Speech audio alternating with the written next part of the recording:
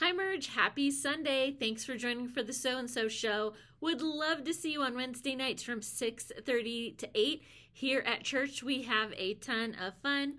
Or would love to see you at the 9 or 11 in person if you can make it. All right. Have a great week. Enjoy the show.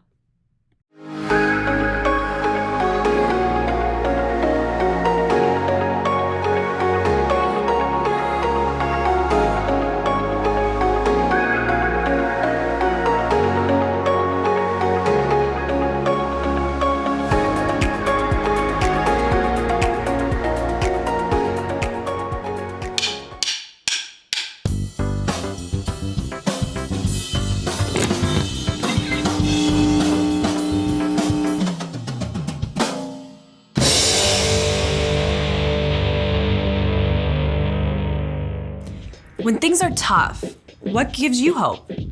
Maybe it's spotting brand new baby leaves growing on the bare trees? Or a card in the mail from your grandma? Maybe snuggling your puppy gives you hope? Or a high five from a friend? Sometimes an awesome new song can help you find hope. When you keep your eyes open, you can see how hope shows up in so many different ways. But they all share something. See, these moments of hope remind us of the way the world is supposed to be. When people turned away from God, the world was broken. But God didn't leave us alone. God sent Jesus to live with us, to give up his life for us, and to return to life. Because of Jesus, death and brokenness did not get the final say. When we follow Jesus, we are restored to relationship with God. Because Jesus is alive, hope is alive. We can know that in the end, God will make everything right. As we live out the hope that something good can come from something bad, others can see God at work. And that's why hope is an amazing way to worship God with your life. Because worship is about more than just singing loud. It's all about living loud.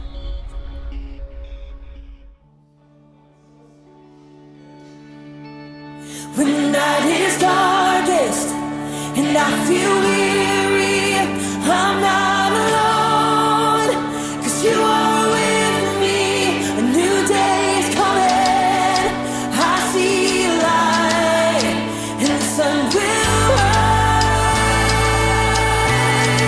and hope is alive, yeah.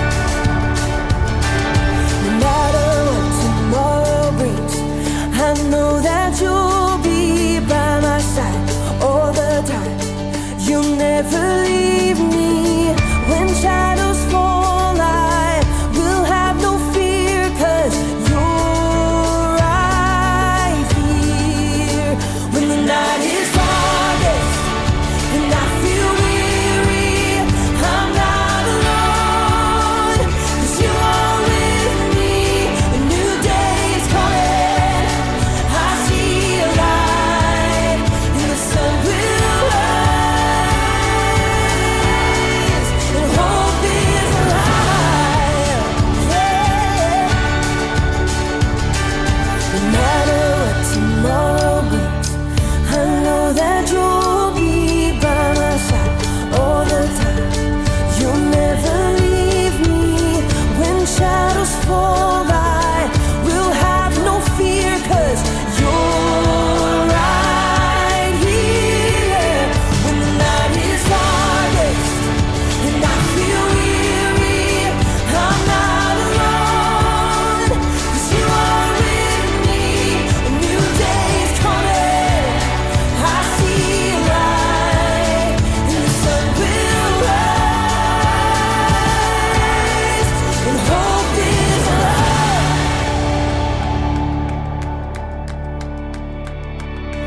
You are a light that makes a way when I am lost. You love with everything you have, no matter the cost. You are my hope, and I will trust you with all my life. You are a light that makes a way when I am lost. You love with everything you have, no matter the cost. You are my hope, and I will trust you with all my life, yeah.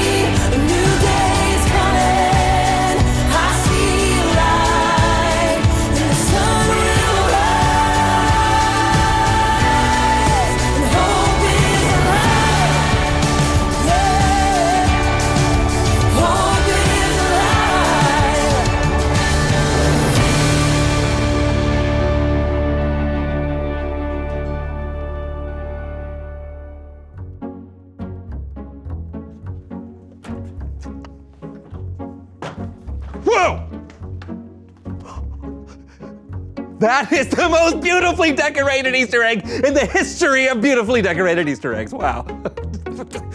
Oh, okay. Oh, that's heavy. Hey! Whoa! Whoa! It's a talking Easter egg. Where? Huh? Oh, you! Oh, wondrous Easter egg! What is your name? It's Brandon. That's so funny because I have a co-host with the exact same name. No, it's me, Brandon. I'm in the egg. Oh. Whoa! Hey, quit! Oh, I'm getting dizzy. I'm just trying to see how you got in there. Oh, put me down and I'll show you. Okay. Hey! Hey, no, stop it! You know I get motion sickness. What are you? Ah! Oh.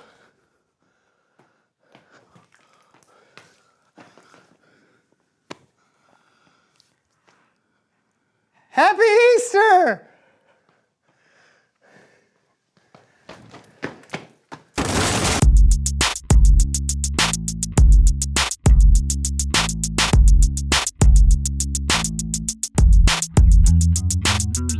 Well, hello! Hey there, I'm John. I'm Brandon, and welcome to The So-and-So Show. Today, we're celebrating Easter. Through the culinary arts. That's right.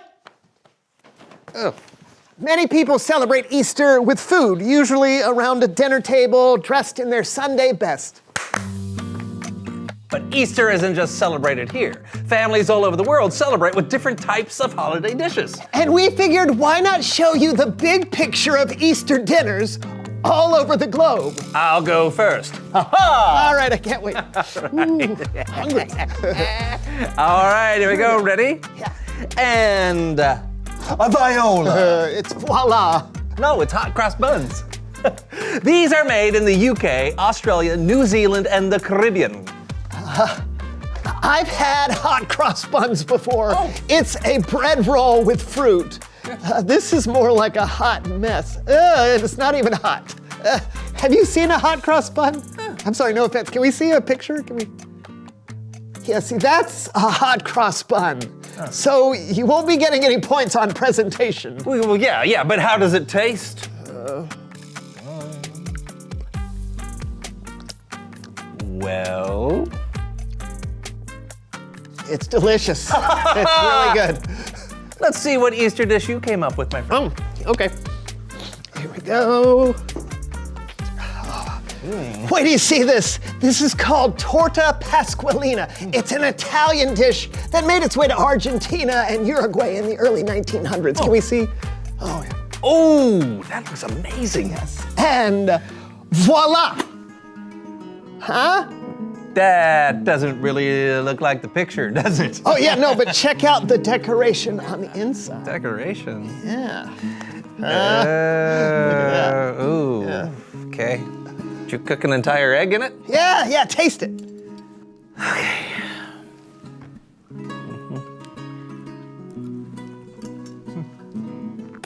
Okay. Good. Okay. Well, it tastes like an egg sliding down a mudslide mixed with wet ricotta cheese.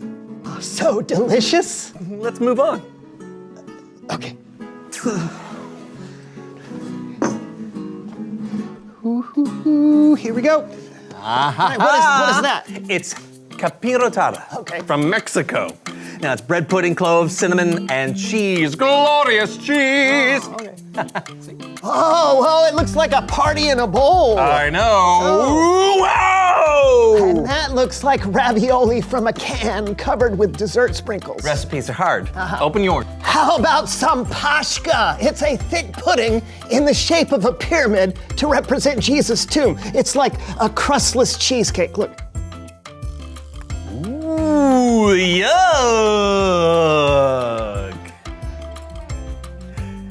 It looks like the pyramid fell into some quicksand. Yeah, it may have melted a little on the way here. Yeah. Okay. All right. But you have to taste mine. I know. You go up. I'll go. Okay.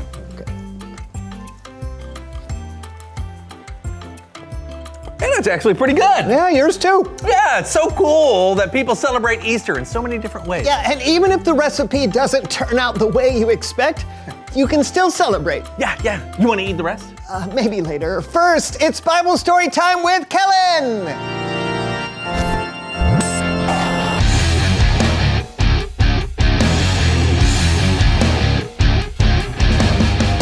Hey, fellas. That is quite the feast you have there. Hey, thanks. Yeah, we're celebrating Easter with food. You want some? I do. But just in case, first, I want to make sure that everyone watching understands why we're celebrating.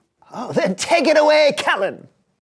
Today's story can be found in the book of John, chapters 18 through 20. This is the amazing story of how Jesus, God's Son, saved the world and made a way for all of us to have a relationship with God. Now, Jesus was in Jerusalem celebrating a Passover feast with 12 of his followers, the disciples. During dinner, Jesus revealed that one of his disciples, Peter, would deny knowing him, and another, Judas, would betray him. Judas actually snuck out to meet with a group of religious leaders called Pharisees. They wanted to get rid of Jesus. So they hatched a plan. And after their meal together that night, Jesus went with his disciples into a garden to pray. He often visited there with his disciples, so Judas knew exactly where to find Jesus. Judas led a mob of soldiers and officials to arrest Jesus right there. Jesus asked, "Who do you want?" Jesus of Nazareth. I am he. When Jesus spoke, the soldiers fell to the ground. Jesus knew of Judas' plan before it even happened. So he was prepared to go with the soldiers. But when the disciples woke up, they were shocked at the scene. Simon Peter couldn't let them take Jesus away. So he grabbed a sword and he fought back. But Jesus commanded him. Put your sword away. Jesus knew what had to be done, and he allowed himself to get arrested. Later, Simon Peter waited outside the courtyard where Jesus was being held. When a woman came up and asked him, "Hey, you aren't one of Jesus' disciples too, are you?" I am not. he denied Jesus, just like Jesus predicted. And he did so 2 more times that night.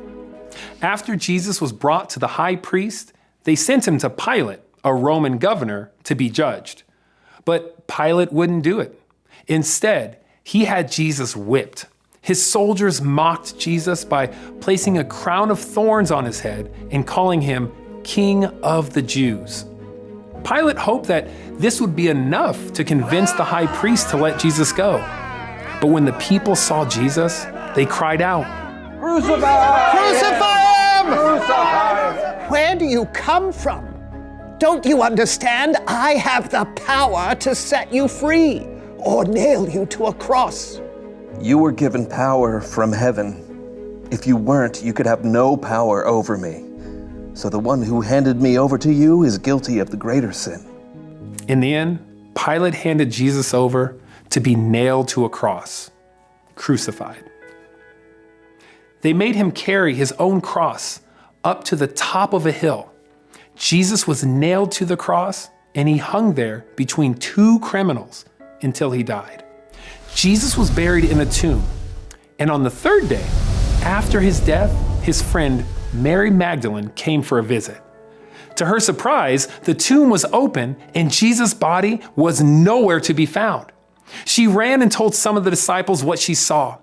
Then they went back to the tomb and saw some linens and the headcloth that Jesus had been wrapped in. They didn't know where he was, so they went back home. But Mary stayed behind and wept. While Mary was mourning, she saw 2 angels dressed in white. Why are you crying? They have taken my Lord away. I don't know where they have put him. Who are you looking for? Mary saw a man in the garden. She thought it was the gardener. Sir, did you carry him away? Tell me where you put him, then I will go get him. Mary. Then, Mary recognized him for who he was. It was Jesus. He was alive. Teacher! I am ascending to my Father and your Father, to my God and your God. Mary went to the disciples to tell them the good news that Jesus was alive. Later, Peter wrote the good news like this: Give praise to the God and Father of our Lord Jesus Christ. In his great mercy, he has given us a new birth and a living hope. This hope is living because Jesus Christ rose from the dead. This is why we celebrate Easter, because Jesus is alive. He died on a cross as a sacrifice for the sins of the world, and he rose from the dead to show us he is more powerful than death. Because of Jesus, we can have a relationship with God that lasts forever. And that is something that we can celebrate not just today, but every day. Wow. It's an amazing story. It's one of my favorites. Yeah, mine too. It fills me with hope every time I hear it. Doesn't it? Knowing that God can do anything is really, really good news. It means we can trust God no matter what we're going through. Hey, thanks for the story, Kellen. It was so great. You bet, fellas. Now, how about some of that Easter food? Toss me that hot crust bun. Sure. All right. Oh, whoa.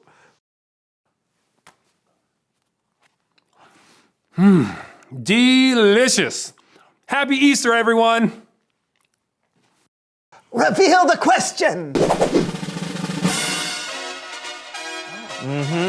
Why does Easter give us hope? Easter gives us hope because Jesus is alive. He conquered death. He is risen. He is risen indeed. Yes, but the reason Jesus died in the first place was to save us from our sins. So Easter gives me hope because I know I'm forgiven. Yeah, it helps to keep hope alive. Hey, why does Easter give us hope? Talk about it with someone. And we'll see you next time on The So-and-so Show. Happy Easter!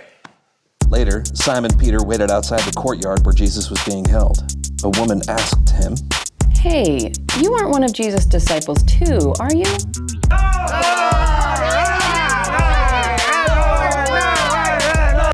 Jesus was buried in a tomb.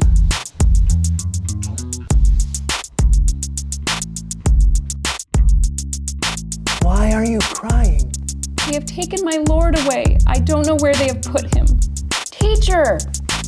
I am ascending to my Father and your Father, to my God and your God.